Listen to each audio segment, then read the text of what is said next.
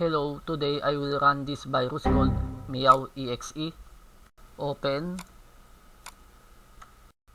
Wow, Meow.exe and a picture of a cat. Okay guys, I'm going to try to run the Meow.exe file. Are you ready? In 3, 2, 1, go! Whoa, what is this? They keep coming out after another.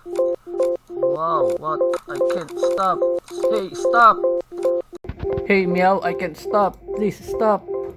Meow. Meow, please stop. Hey, stop. Meow.